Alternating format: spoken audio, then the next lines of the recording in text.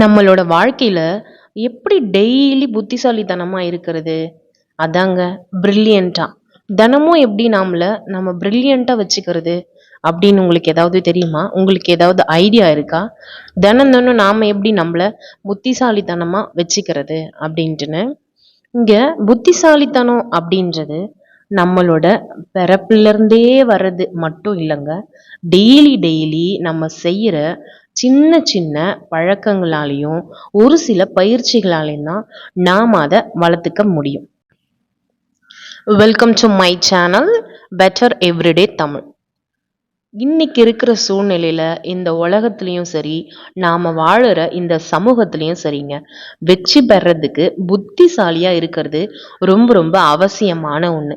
புத்திசாலியா இருக்கிறது அப்படின்றது நம்மளோட படிப்புக்கும் சரி, நம்மளோட தனிப்பட்ட வாழ்க்கைக்கும் சரி, இல்ல நம்ம தொழில் செய்யறோம் அந்த தொழிலுக்கும் சரி, இது எல்லாத்துலயும் அதிக நேரத்தை நமக்கு மிச்சப்படுத்துறதுக்கு ஹெல்ப்ஃபுல்லா இருக்குங்க. இங்க மாணவர்கள் இருக்காங்கன்னு வச்சுக்கோங்க. இப்போ ஒரு பிஸ்னஸ் மேனோ இல்லை ஸ்டூடெண்ட்ஸோ இருக்காங்கன்னு வச்சுக்கோங்களேன். அவங்களோட வாழ்க்கைக்கு பல்வேறு பகுதிகளில் அவங்கள புத்திசாலியாக மாற்றுறதுக்கு ஒரு சில விஷயங்கள் எல்லாம் நான் இப்போ இந்த வீடியோவில் சொல்ல போகிறேன்.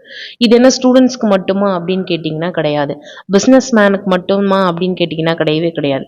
தினம் தினம் லைஃப்பில் இருக்க எல்லா தரப்பட்ட மக்களுக்கும் நான் சொல்ல போகிற இந்த பாயிண்ட்ஸ் எல்லாம் அடங்குங்க.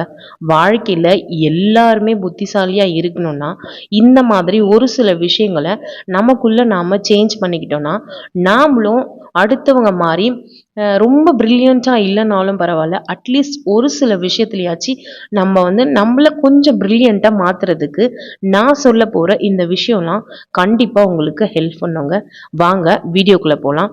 வீடியோவை ஸ்கிப் பண்ணாம ஃபுல்லா பாருங்க. அப்பதான் உங்களுக்கு இந்த வீடியோ ஹெல்ப்பா இருக்கும். முதல் விஷயங்க, புத்திசாலியா இருக்கிறதோட பின்னணி என்னன்னு தெரியுமா? அதுக்கு பின்னாடியில இருக்கிற அறிவியல் என்னன்னு தெரியுமா? ஒண்ணுமே இல்லைங்க. ஒரு நேர்மறையான மனநிலை தான் நம்ம புத்திசாலியா இருக்கிறதுக்கு பின்னாடி இருக்கிற ஒரு அறிவியல். நம்ம எதை செய்யறதுக்குமே ஒரு நேர்மறையான மனநிலை மட்டுமே போதுங்க. இப்போ உங்ககிட்ட ஒரு நேர்மறையான மனநிலை இருக்குதுன்னு வச்சுக்கோங்களேன், உங்களோட மூளை ரொம்ப ஃபாஸ்டா வேகமா வேலை செய்யுங்க. இதுக்கு பின்னாடி இருக்க அறிவியல் என்னன்னா, நீங்க ஒரு விஷயத்த நேர்மறையா நீங்க சிந்திக்கும் போது உங்களோட மூளை இயற்கையாவே சில கெமிக்கல்ஸை உற்பத்தி செய்ய ஆரம்பிக்கும். ஸோ இது உங்களை எந்த வேலை செய்யறதுக்கும் இயற்கையா உங்களை ஒரு உந்து சக்தி மாதிரி உங்களை உந்துதலை ஏற்படுத்தும் உங்களை. ஸோ நீங்கள் எதையுமே எளிமையாக செய்யறதுக்கு ஒரு புத்திசாலித்தனமான வழியையும் அது அறிவியல் பூர்வமான வழியையும் நீங்கள் இந்த நேர்மறையான எண்ணத்தை நீங்கள் சிந்திக்க ஆரம்பிச்சிங்கன்னா உங்களால் பாசிபிள். நீங்கள் எல்லா விதத்துலேயும் ப்ரில்லியண்ட்டாக இருக்கிறதுக்கு ஒரு நேர்மறையான எண்ணமே உங்களோட ஒரு ப்ரில்லியண்ட்டான ஒரு பர்சனாக மாற்றுறதுக்கு ரொம்ப ரொம்ப முக்கியமான ஒன்றுங்க. இப்போ நீங்கள் படிக்க போறீங்கன்னு வச்சுக்கோங்க, இல்லை ஒரு எக்ஸசைஸ் பண்ண போறீங்க, எதுனால இருக்கலாம், இல்லை விளையாடவே போறீங்க, ஒரு புதுசாக ஒரு விளையாட்டை நீங்கள் கற்றுக்கிறதுக்கே விரும்புனீங்கன்னா ஒவ்வொரு நாளும் ஒரு நேர்மறையான மனநல நமக்கு தேவைப்படுது. இப்போ நீங்கள் ஒரு புதுசாக ஒரு எக்ஸசைஸ் பண்ண போறீங்க, இன்னிலேருந்து நான் எக்ஸசைஸ் பண்ண போகிறேன், இல்லை இன்னிலேருந்து நான் இந்த மாதிரியெல்லாம் படிக்க போகிறேன், இன்னிலேருந்து நான் ஒரு புதுசாக ஒரு பிஸ்னஸ் ஸ்டார்ட் பண்ண போகிறேன் அப்படின்னு நீங்கள் நினச்சிங்கன்னா அன்னைக்கு முதல் நாளே உங்ககிட்ட ஒரு நேர்மறையான மனநிலை இருக்கணுங்க. எழுந்துக்கும் போதே இன்னைக்கு நான் இதை கரெக்டாக பண்ணிடுவேன், இன்னைக்கு நான் கண்டிப்பாக நான் இதை ஃபினிஷ் பண்ணிடுவேன், நான் ஒரு புது விஷயத்த கற்றுக்க போகிறேன் அப்படின்னு சொல்லிட்டுன்னு உங்ககிட்ட ஒரு நேர்மறையான மனநிலை இருந்துச்சுன்னா கண்டிப்பாக நீங்கள் நினச்ச அந்த விஷயத்த உங்களால் கம்ப்ளீட்டாக செஞ்சு முடிக்க முடியுங்க. எப்பவுமே ஒரு நேர்மறையான மனநிலை இருந்துச்சுனாலே அது எப்பவுமே உங்களை ஒரு புத்திசாலித்தனமான வழிக்கு வழிவகுக்குங்க. புத்திசாலித்தனமான வழி நீங்க அடையணும்னா நேர்மறையா இருக்கிறது தாங்க ஒரே ஒரு வழி. நீங்க புத்திசாலித்தனமா ஆகணும், என்ன நான் பிரில்லியண்டா வச்சுக்கணும், தினம் தினம் நான் என்ன பிரில்லியண்டா வச்சுக்கிறதுக்கு நான் முயற்சி பண்றேன், என் வாழ்க்கையில நான் அட்லீஸ்ட் ஒரு நாளைக்கு 1% ஆச்சு என்ன நான் முன்னேற்றணும் அப்படின்னு நீங்க நினைச்சீங்கன்னா அதுக்கு முதல் ஸ்டெப்பே உங்களோட நேர்மறையான மனநிலை தாங்க.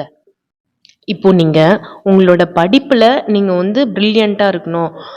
ரொம்ப ரொம்ப புத்திசாலித்தனமா இருக்கணும்னு நீங்க நெனச்சீங்கன்னா, எந்த கொஸ்டின் கேட்டாலும் நான் அதுக்கு ஆன்சர் பண்ணணுங்க. யாரு எப்போ எந்த டைம் கேள்வி கேட்டாலும், அவங்க கேட்ட கேள்விக்கு நான் ஆன்சர் உடனே சொல்லணும் அப்படின்னு நீங்க நெனச்சீங்கன்னா, அதுக்கு நீங்க நெறைய பிளான்ஸ் போடணும். பிளான்ஸ் போட்டா மட்டும் போதாது. அந்த பிளான நீங்க எக்ஸிக்யூட் பண்ண கத்துக்கணும். எப்பவுமே எந்த ஒரு விஷயத்தையும் பிளான் பண்ணி பண்ணணும்னு சொல்லுவாங்க.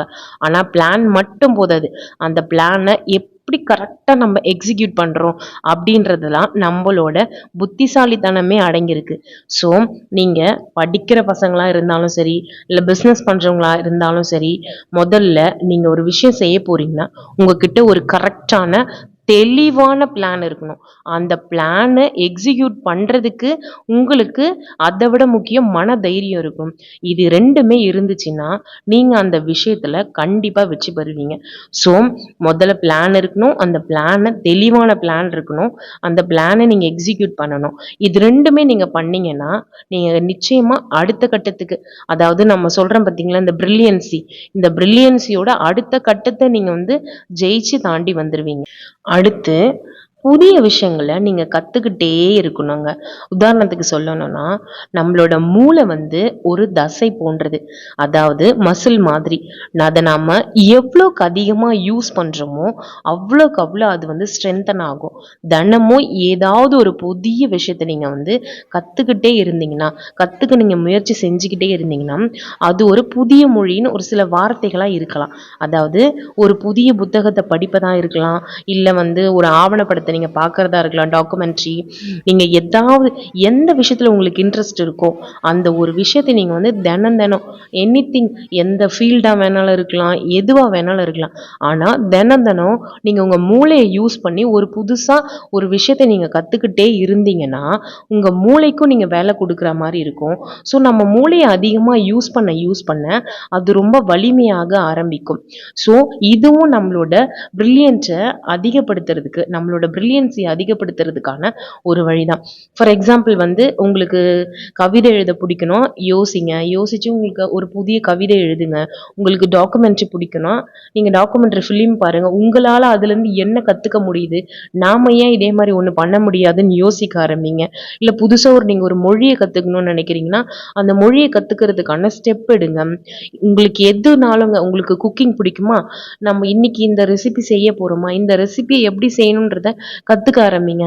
தினமும் ஏதாவது ஒரு விஷயத்தை நீங்க கத்துக்கிட்டே இருந்து உங்க மூளைக்கு நீங்க வேலை கொடுத்துக்கிட்டே இருந்தீங்கன்னா நம்மளோட பிரில்லியன்சிக்கான அடுத்த ஸ்டெப் இதுதாங்க. தினமும் ஒரு புது விஷயத்த கத்துக்கிறதுக்கு. அடுத்தது கேள்வி கேளுங்க. Ask questions. குழந்தைங்கள்லாம் ஏன் சீக்கிரமா ஒரு சில விஷயத்த கத்துக்கிறாங்கன்னு தெரியுமா? ஏன்னா அவங்க நிறைய கேள்வி கேட்டுக்கிட்டே இருப்பாங்க.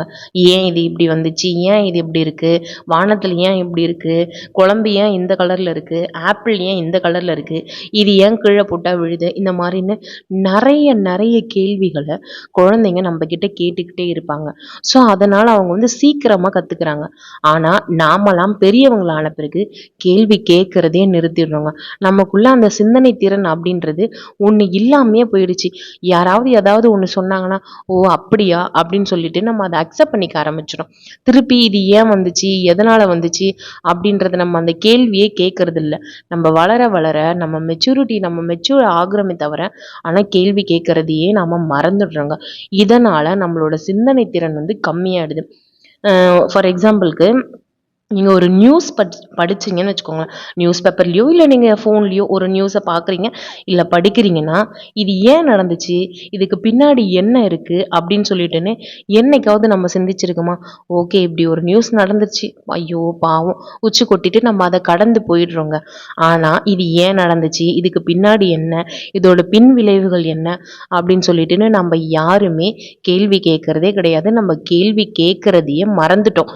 இதனால நம்மளோட சிந்தனை திறனும் நம்மளை விட்டு போயிடுச்சு. ஸோ ஏதாவது ஒரு விஷயத்த நீங்க படிச்சாலும் சரி, இல்ல பார்த்தாலும் சரி, இல்லை யாராவது உங்ககிட்ட வந்து சொன்னாலும் சரி, திருப்பி கேள்வி கேட்க ஆரம்பிங்க. ஏன், எதனால இது நடந்துச்சு, எப்படி இது வந்துச்சுன்னு சொல்லிட்டுன்னு கேள்வி கேட்க ஆரம்பிங்க. இது நம்மளோட பிரில்லியன்சியை இன்க்ரீஸ் பண்றதுக்கான அடுத்த ஒரு அடுத்ததா வந்து ஆரோக்கியமான உடல், ஆரோக்கியமான மூளை. ஹெல்த்தி பாடி ஹெல்த்தி பிரெயின். நம்ம உடம்பு ஆரோக்கியமாக இருந்தால் மட்டும்தான் நம்மளோட மூளையை சிறப்பாக நம்ம வந்து செயல்பட வைக்க முடியும். தினமும் தேவையான அளவுக்கு எனஃப் ஸ்லீப் இருக்கணும், சத்தான உணவு இருக்கணும், தேவையான அளவுக்கு உடற்பயிற்சி ரொம்ப ரொம்ப அவசியம். உடற்பயிற்சிகள் தான் எப்போவுமே நம்ம மூளையோட ஆற்றலை அதிகரிக்கும். எந்த ஒரு உடற்பயிற்சிக்கு பிறகும் நம்ம உடம்புல இருக்க டாக்ஸின்ஸ்லாம் வெளியேறதுனால நம்மளோட மூளைக்கு நிறைய ஆக்சிஜன் கிடைக்குங்க. ஸோ உடற்பயிற்சி செஞ்ச பிறகு உங்கள் மூளை வந்து ரொம்ப ஹாப்பியாக ஃபீல் பண்ணும். ஸோ அந்த டைமில் நம்ம வந்து ஏதாவது ஒரு விஷயத்தை வந்து செயல்படுத்தணும்னா நம்ம மூளைக்கு வந்து ரொம்ப சிரமமாகவே இருக்காது. குறிப்பாக சொல்லணும்னா உங்கள் மூளை வந்து அப்போ வந்து ரொம்ப ஃப்ரெஷ்ஷாக இருக்கும். ஸோ நீங்கள் வந்து யோகா இல்லைன்னா ஏதாவது எக்ஸசைஸு இல்லைன்னா நடைப்பயிற்சி நீங்கள் ஏதாவது பண்ணி உங்கள் உடம்புல இருக்க டாக்ஸின்ஸை நீங்கள் வெளியேற்றும் போது உங்கள் மூளைக்கு தேவையான ஆக்சிஜன் கிடைக்கிறதுனால உங்கள் மூளையும் நல்லா ஹெல்த்தியாக இருக்குங்க. உங்கள் மூளையை ஹெல்த்தியாக வச்சுக்கிறதுக்கு ஃபஸ்ட்டு நம்ம உடம்பை வந்து நம்ம ஆரோக்கியமாக வச்சுக்கணும். இது வந்து நம்மளோட புத்திசாலித்தனத்தோட முக்கியமான ஸ்டெப்புங்க. நம்ம பிரில்லியண்ட்டை வளர்த்துக்கிறதுக்கு நிறைய ஸ்டெப் இருக்கு. ஆனால் அதில் முக்கியமான ஸ்டெப் வந்து இந்த healthy body healthy brain.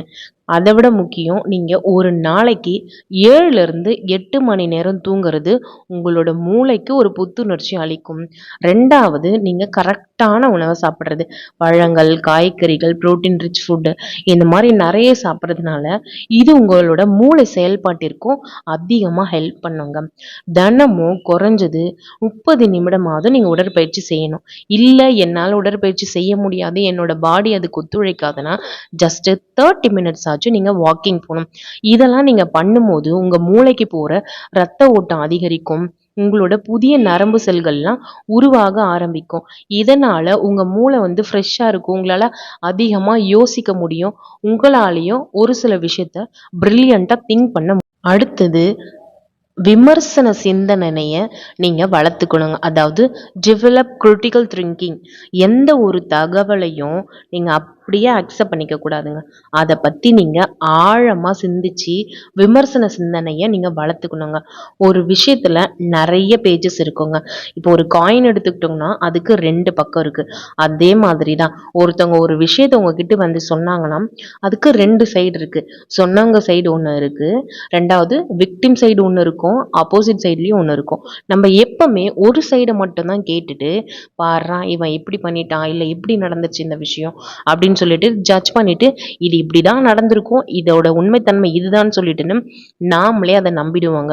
For example நிறைய இருக்குங்க. இப்போ யூடியூப்லயும் இருக்கட்டும் இல்லை நியூஸாக இருக்கட்டும் எதுவாக வேணாலும் இருக்கட்டும், ஒரு விஷயம் நமக்கு வந்து கன்வே பண்ணுறாங்கன்னா ஓஹோ இப்படி நடந்துருச்சு போல, இதனாலதான் இது நடந்துருச்சு போலன்னு அவங்க சொல்லிட்டாங்கன்னா நாமளும் அதை அப்படியே நம்பிடுறோம். அதோட ஒரு சைடை நம்ம ஆராய்ஞ்சு பார்க்குறதே கிடையாதுங்க. சமூக ஊடகங்களில் வர செய்தியை வந்து அப்படியே நீங்கள் நம்பாமல் அதோட ஒரு பக்கம் என்னென்னு தெரிஞ்சுக்க முயற்சி பண்ணுங்க. முயற்சி பண்ணிட்டு 2 சைடையும் கம்பேர் பண்ணிட்டு உங்களோட சொந்த முடிவுக்கு நீங்கள் வாங்க. இப்படி நீங்கள் ஒவ்வொரு விஷயத்தையும் எதையுமே நீங்கள் நம்பாமல் அடுத்தவங்க சொல்கிறத கம்ப்ளீட்டாக நம்பாமல் விமர்சன சிந்தனையை நீங்கள் வளர்த்துக்கும் போது உங்களோட மூளையோட செயல்பாடு அதிகமாக இருக்குங்க. ஸோ உங்களோட இன்டெலிஜென்ட்டும் உங்களை அடுத்த கட்டத்துக்கு கொண்டு போகிறதுக்கு கண்டிப்பாக உதவும். நீங்கள் ஒரு கருத்தை அப்படியே நம்பாமல் அதை நீங்கள் சர்ச் பண்ணி இது ஏன் நடந்தது, இதோட இன்னொரு சைடு என்னன்னு தேட ஆரம்பிக்கும் போது உங்களுக்கு ஒரு புதிய கருத்து கிடைக்கும். ஸோ இது மூலயமா நீங்கள் எல்லா விஷயத்துக்கும் வந்து ஒரு விஷயத்த வந்து இப்போ நீங்கள் ஒரு பிஸ்னஸ் பண்ணீங்கன்னா கூட உங்களுக்கு ஒரு ஐடியா தான் இருக்கும். ஆனால் நீங்கள் இந்த மாதிரி சின்ன சின்ன விஷயத்தில் ஜஸ்ட் ஒரு சோஷியல் மீடியா பார்க்குற ஒரு விஷயத்துக்கே நீங்கள் இந்த மாதிரி பண்ணும்போது நாளைக்கு நீங்கள் ஒரு பெரிய பிஸ்னஸ் ஸ்டார்ட் பண்ணும்போது நீங்கள் ஒரே ஒரு ஐடியா மட்டும் வச்சு ஸ்டார்ட் பண்ணால் எப்படி? இந்த மாதிரிலாம் சின்ன சின்ன விஷயத்துலேருந்து கற்றுக்கும் போது தான் உங்களுக்கு பல ஐடியாக்கள் தோன்றுங்க. ஸோ எப்பவுமே காயினுக்கு 2 சைடு இருக்கா மாதிரி எந்த ஒரு விஷயத்துக்குமே 2 சைடு இருக்குங்க. ஒரு சைடை மட்டுமே நம்ம கேட்டுட்டு நம்ம ஒரு முடிவுக்கு வரக்கூடாது.